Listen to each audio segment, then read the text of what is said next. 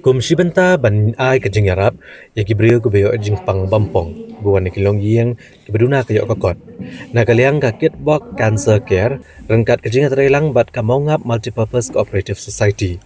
kan penlong da ka concert for care cancer ha ka arpnyo trek kula langkot arjar arpusau ha St Paul's School mini stadium hamar bisu.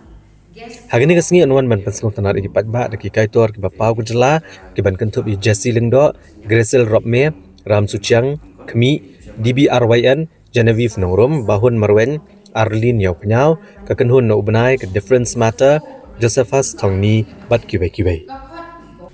Teban nakaliang jungi kum kakenhun ke society True Works Enterprise kum juru bade ke snak rekam jangka mongap multipurpose cooperative society limited ikut semua yang kibar kipan nang sosnong jaga jela apo gendong juki jaga senong berjur kapsor baru suha banwan ban kersanen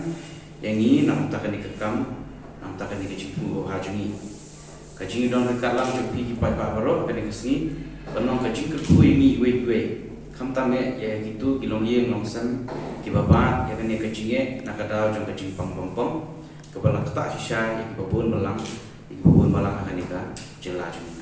Ida Shuslan mutai gini foundation ke jomi kani gini first program kabangin penong hari kat kejing trailang ban ka TWE kabahap anda jong ka Mama Society. Di menta kadi Ida Shuslan ya kani foundation jomi kadi first program. Nata kadau nang ni syahmat ni nang ya hadu menta ni pak sedang ke statistik jomi tambah kat kun kejing tip ke jomi pibaro hina trai bedon hangi ke jalan jomi kiba mat ia kena kejimpang bampong natrai barok jangan lagi triwiye mentama barok man lagi triwiye ni mat ia kena kejimpang bampong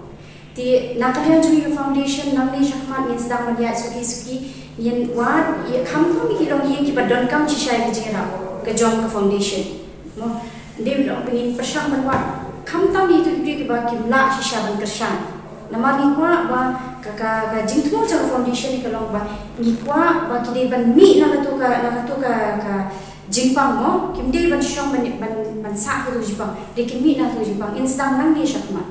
hadu mentan ni padyo full statistik ni padya jiru suki nang ni syakmat ni saya kata ti ka dekit ba kan seke kedai ka kenhun ke badan submission kata ka akho a tarik urisau 8,000 akho lai hanong ba like umkra shalom ya kabala seng daki katu kak ni kid khot ki badon keju kejing tumu ba kathong kababha ban kene ye ti jingara shaki long yeng ki baduk ki ba ma jing janja nakadau jong jingpang bampong cancer tang da kabor isa hanrei hakibabun ki liang bat ki rukong bat tang yang kinong pang henry man iki bahaya hasem ru kumju ti ya ka pamenta ni don sangot kitukot bah khamat tam bat khadwe ngot kitukot senrok ti kani ka jing mon babha kalawan mi na ka jing persat mensim da we usam laramba ubadang sudah klano haka akau tarik unaila haka senang 8,000 akwe na ka daw jo ka jingpang bampong kabalang tak sisa ya kayeng kesem kekurem bagi kawan kisti uba kit ya uba lajutip kumu aje kit lani kit udairu radio jockey papauna jongka FM station Red FM 93.5 kabala seng house name Arhaja Pra di nama kata nikum ke foundation rengkat bat ke True Works Enterprise kabaha upo ka maungap multipurpose cooperative society limited